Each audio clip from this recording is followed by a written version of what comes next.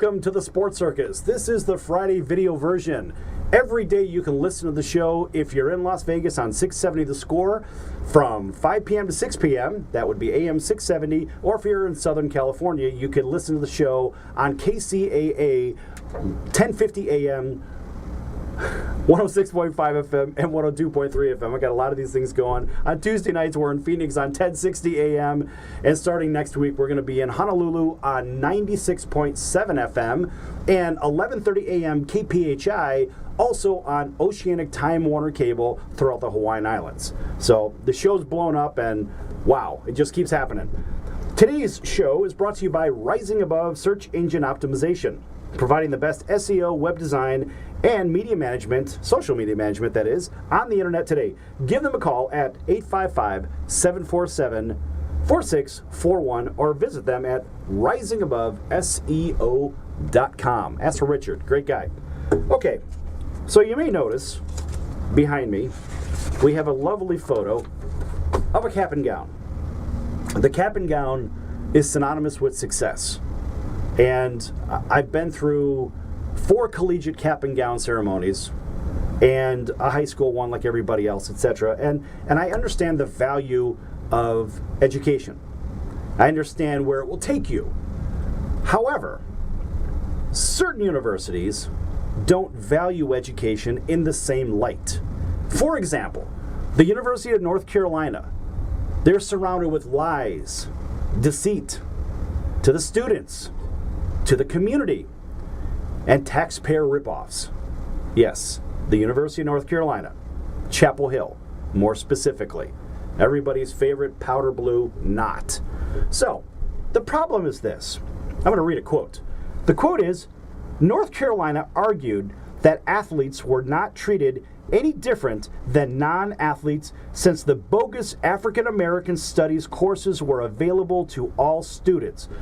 Athletes made up only 29.4% of the enrollment in those courses, according to the school. And athletes who took those classes were required to turn in the same coursework as non-athletes. End quote. This is ridiculous, folks. Absolutely ridiculous. Let me carry on a minute. Well, North Carolina conceded that the classes themselves were fraudulent. Yes, the University of North Carolina says the classes were fraudulent.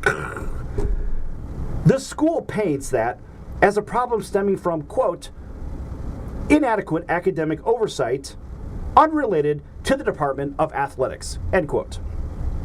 North Carolina therefore argues that the academic fraud allegations are outside the NCAA jurisdiction and don't constitute a violation of the NCAA rules. I know you're hearing the same thing that I'm speaking here. This is crazy. All right, so let's carry on just a little bit more. UNC argues that Auburn and the University of Michigan had similar classes, a non-factor. They are not on trial. The University of North Carolina, Chapel Hill is. The NCAA says, quote, the most recent edition specifically stated that many at-risk student athletes, I don't know what an at-risk student athlete is, but let's go on. Many at-risk student athletes, particularly in the sports of football and men's basketball, use these courses for purposes of ensuring their continued NCAA academic eligibility. End quote. Okay.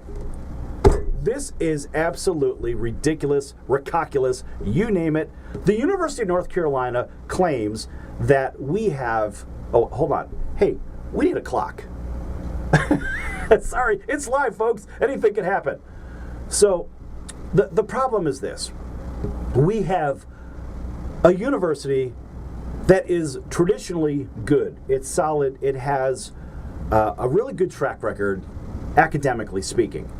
But because of its spotlight on athletics, they're damaging the actual value of the degree. So when kids go through their commencement ceremonies, they wear their cap and gown. They're proud. They get their diploma or their degree. And everybody in their family is excited. They say, wow, hey, congratulations. Now you can go out of the workforce or do whatever it is that you do. Well, athletes, student athletes that are, don't actually have the same experience for the most part. Because A, they're typically 1 year in and they're done. So they've stolen a scholarship from a student that maybe would be going to medical school or to law school or to business school. Doesn't matter. They're stealing a scholarship for somebody that actually wants to go to school, not somebody that has to go to school. We'll get into that in the next segment. But the point is, the University of North Carolina is cheating. They have cheated, in fact, all the way back to 2002. It's documented. And since then, they've actually won 3 national championships in basketball. So, the bigger question is, should they be stripped of their national champions because they were cheating? The answer is an emphatic yes, they should. 2005, 2009, and the investigation has been underway, and the University of North Carolina had to submit their response to these allegations, which they had already claimed were true anyway, because they admitted that the classes were fraudulent by their own admission. So the 2017 National Championship shouldn't even exist on top of it because the University of North Carolina, Chapel Hill, should not have been competing in the tournament in the first place. So there's something horribly wrong. There are 3 national championships that should be stripped from them. It doesn't matter what school you went to, whether you like them, whether you don't. The bottom line is they cheated. And because they cheated, cheaters never win, winners never cheat, except Tom Brady with deflating the footballs. But the fact is, they should not have been allowed to compete this year, and those national championships from 2005 and 2009 should be stripped away. And the precedent for them not being stripped away, ironically, is going to come from a fellow ACC, which it breaks my heart to hear about this from the ACC. But Jim Boeheim went through this with Syracuse a couple of years ago. So they gave him a big penalty for cheating, and they did not take away the national championships, but they took away wins. So they took wins away, yet they remained as the national champion. If you didn't have the wins, you wouldn't be the conference champion, you wouldn't be allowed to participate in the tournament, and if you look at the total eligibility for the tournament, other teams would have got in ahead of them with the wins that were stripped from Syracuse University. Now, the same situation very well could apply here with the University of North Carolina. Maybe some wins will be stripped away, and they may allow them to keep the national championships because of Michael Jordan and the other people that have gone to the University of North Carolina. But it's not fair, it's not right, and nobody should be above the law, even when it comes to academics. People wear the cap and gown for pride. It's a sense of accomplishment. Not because they cheated the system, it's because they persevered through the system and they learned a lot in their education. Whether it's undergraduate, graduate school, doesn't matter.